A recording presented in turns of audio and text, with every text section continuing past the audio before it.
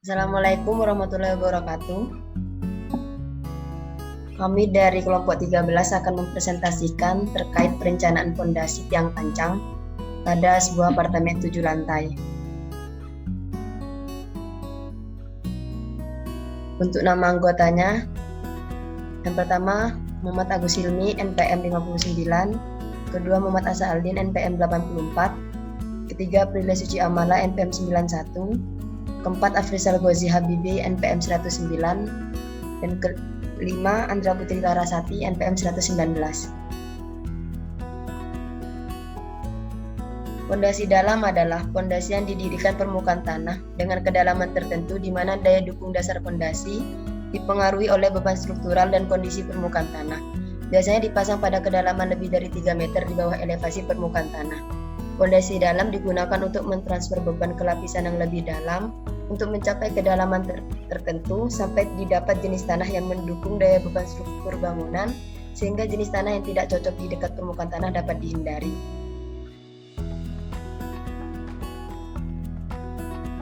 Jenis fondasi.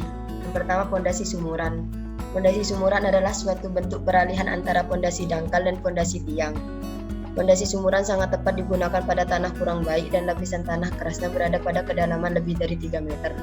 Biasanya diameter sumuran biasa antara 0,80 sampai 1 meter. Yang kedua, fondasi bore pile. Fondasi bore pile adalah bentuk fondasi dalam yang dibangun di dalam permukaan tanah dengan kedalaman tertentu. Fondasi bore pile ditempatkan sampai kedalaman yang dibutuhkan dengan cara membuat lubang yang dibor dengan alat khusus. Sistem kerja fondasi bore pile hampir sama dengan fondasi tiang pancang. Yang ketiga, fondasi tiang pancang. Penggunaan fondasi tiang pancang sebagai fondasi bangunan apabila tanah yang berada di bawah dasar bangunan tidak mempunyai daya dukung yang cukup untuk memikul berat bangunan dan beban yang bekerja padanya.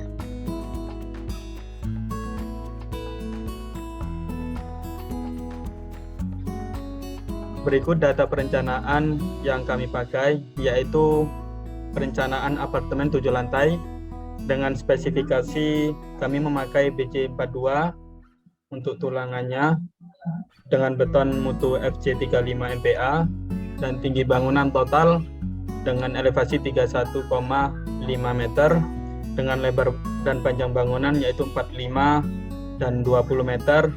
Dan untuk masing-masing tebal pelat lantai yaitu 16 cm. Untuk tipe baloknya ada 2, 40x30 dan 35x25 serta dimensi kolom 40x40. Ini adalah dokumentasi dari analisa di SAP 2000 yang telah kami lakukan.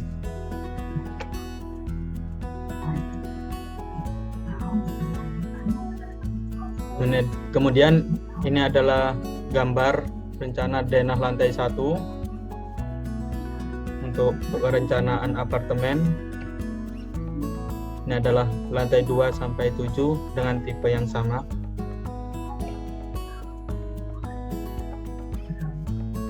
Desain fondasi. Satu tiang spoon pile digunakan tiang spoon pile dari pabrik Wika dengan spesifikasi bentuknya sirkular, diameter 0,5 meter, FC 52 MPa, kelas A2, panjang 6-24 meter, aksial tekan izin sebesar 7.945 kN, aksial tarik izin sebesar 252 kN. Untuk lentur izin 170 kN, tebal selimut 60 mm, tulangan lentur D25 dan lentur izin sebesar 170 kN.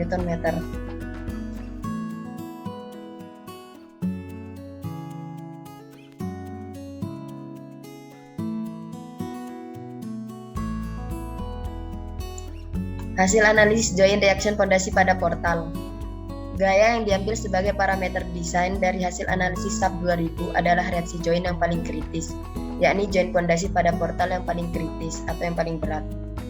Joint yang paling kritis dari perhitungan analisa SAP 2000 terdapat pada joint reaction label 26 dengan reaksi sebagai berikut. Hasil tersebut adalah hasil analisa dari kombinasi envelope horizontal arah X sebesar 433,28 kN horizontal arah Y sebesar 924,8 kN, vertikal sebesar 16.037 kN, momen arah X sebesar 563,51 kN, momen arah Y sebesar 406,37 kN, momen arah Z sebesar 48,7 kN.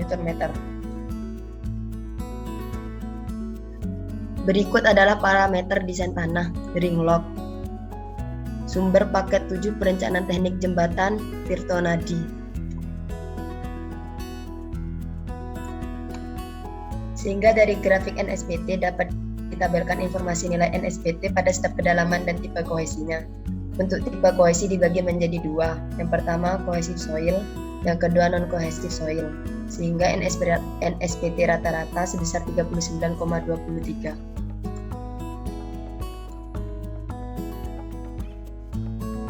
Kontrol tiang terhadap daya dukung tekan tanah.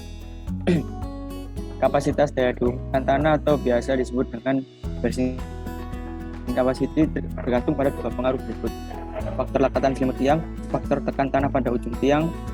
Untuk perencanaan dimensi tiang spoon, diameter tiang 0,5 meter, luas alas satu tiang 0,19 mm kuadrat, untuk keliling atap 6,28 meter. Parameter tanah tambahan untuk sudut geser tanah dengan 22,7, untuk berat jenis tanah yaitu 16,8874 kN per meter kubik.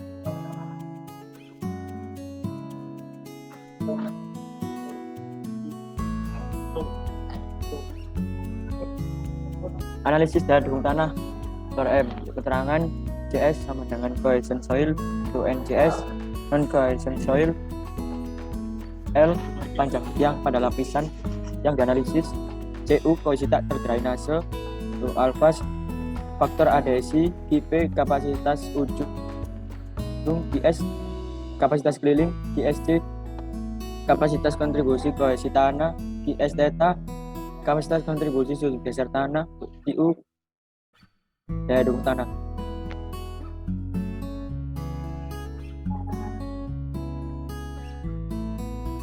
Next. Selanjutnya untuk perumusan dalam tabel, yang pertama adalah CU atau kohesi tanah tak terdrainase menggunakan rumus CU sama dengan 2/3 NS dikali NSPT dikali correction. Untuk correctionnya dapat dilihat pada tabel yang tertera di bawah. Selanjutnya adalah alfa atau nilai faktor adhesi didapat melalui grafik yang bersumber dari API, American Petroleum Institute. Ketentuan grafiknya dapat dilihat pada gambar berikut. Yang ketiga adalah tahanan ujung tiang dipengaruhi oleh jenis tanah pada kedalaman yang dianalisis. Jenis tanah yang mempengaruhi adalah yang pertama, cohesion soil dengan nilai KP sama dengan 9 dikali CU dikali AB. Yang kedua adalah non-cohesion soil dengan nilai KP sama dengan faktor NCS dikali CU dikali AB. Dengan nilai faktor NCS dapat ditentukan dengan metode faktor NCS sama dengan NSPTA ditambah NSPTB dibagi 2. Dengan nilai NSPTA sama dengan 58 dan nilai NSPTB sama dengan 49, sehingga faktor NCS didapatkan sebesar 53. Maka rumus KP sama dengan 53 dikali CU dikali AB. Yang keempat adalah kapasitas dukung tanah akibat pengaruh dari kohesi tanah. GSC mempunyai rumus untuk cohesion soil sama dengan alfa dikali CU dikali L dikali P, dan untuk non-cohesion soil sama dengan alfa dikali CU dikali P. Yang kelima adalah kapasitas dukung tanah akibat pengaruh dari sudut geser tanah yang mempunyai rumus sama dengan untuk cohesion soil sama dengan F dikali CS dikali L dikali P, dan untuk non-cohesion soil sama dengan FNCS dikali L dikali P. Yang keenam adalah QS. Sigma QS sama dengan QSC ditambah kapasitas dukung tanah akibat pengaruh sudut geser lapisan KI ditambah QSC tambah kapasitas dukung tanah akibat pengaruh dari sudut geser lapisan ke I-1. Yang ketujuh adalah QU. QU sama dengan QP plus sigma QS.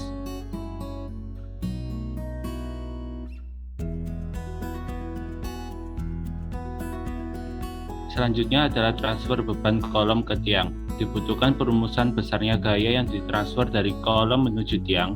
Perumusan diambil dari modul Profesor Indarto sebagai berikut.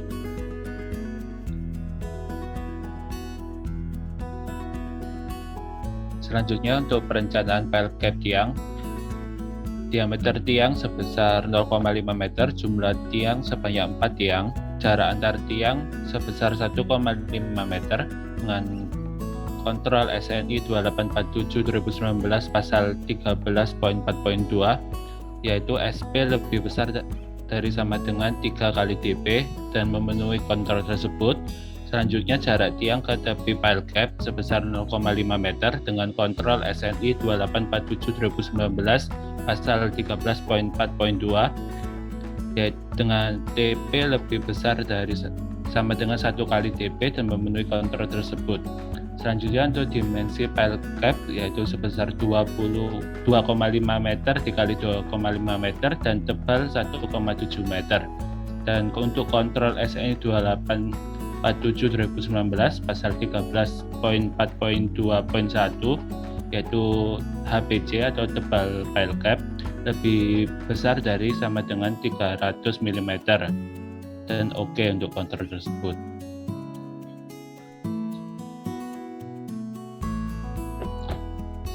Selanjutnya untuk menghitung transfer beban terbesar, besar gaya P1, P2, P3, dan P4 dapat dicari dengan memberikan perumusan sebagai berikut, yaitu PI sama dengan PZ dibagi NP plus minus MYX dibagi sigma X kuadrat plus minus MXY dibagi Y kuadrat, dengan nilai X dan Y adalah jarak antar titik berat tiang dan kolom, dan tertera pada tabel berikut.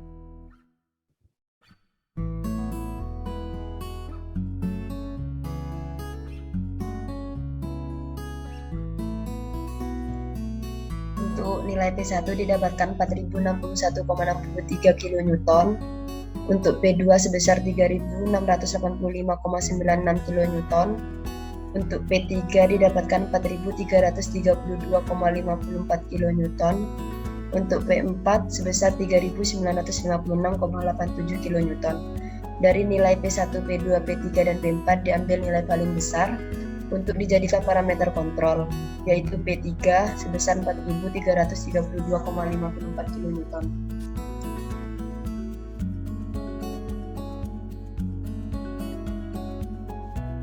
Selanjutnya ada bearing capacity atau daya dukung. Daya dukung dapat dihitung dengan rumus QU per SF.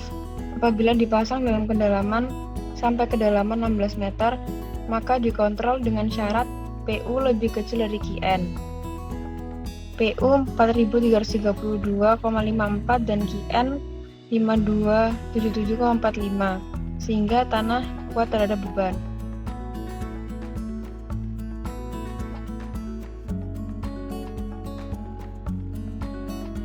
Kontrol tiang terhadap kuat bahan. Tiang yang paling menerima beban paling maksimal adalah P3 dengan PU sebesar 4332,54 kN. PU harus dikontrol dengan kuat bahan yang nilai kuatnya sudah tercantum pada brosur. Yang pertama, kontrol kuat bahan terhadap aksial tekan beton. PU 4332,54 dan PN bahan 7945 kN.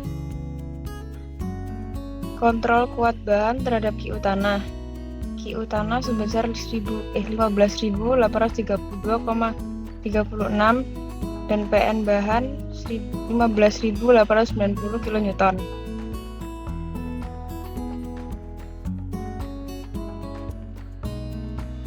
Detail rencana pile cap. Direncanakan pile cap dengan spesifikasi sebagai berikut. Lebar pile cap 2500 mm, panjang pile cap 2500 mm, dan tingginya 1700 mm. Tulangan lentur digunakan diameter 25 mm, tebal selimutnya 60 mm, tinggi manfaat 1615 mm, material beton yang digunakan 25 MPa, dan FY-nya 320 MPa. PU max 1 tiang 4.332,54 kN, PU pada kolom 16.037 kN. Diameter tiang 500 mm, jumlah tiangnya 4, dimensi kolomnya 400 mm, jarak antar tiang 1.500 mm, dan jarak tiang ke tepi pile cap 500 mm. Kontrol geser dua arah daerah sekitar kolom. B0, keliling daerah kritis, dapat dihitung dengan rumus 4 dikali C1 plus D. Didapatkan B0 sebesar 8.260 mm. Kuat geser dua arah diambil dari nilai terkecil dari perumusan ketentuan berdasarkan SNI 2847 tahun 2019. VC poin A sebesar 2201083 Newton, VC poin B 2645748,33 Newton, VC poin C 543680652 Newton. Sehingga kuat geser dua arah beton adalah VC dikalikan faktor reduksi sebesar 0,75, maka hasilnya 16.508,13 kN. Kontrol kuat geser dua arah dengan syarat PU kolom lebih kecil dari VC yang sudah dikalikan faktor reduksi. PU kolomnya 16.037 dan VC yang sudah dikalikan faktor reduksi sebesar 16.508,13. Statusnya oke.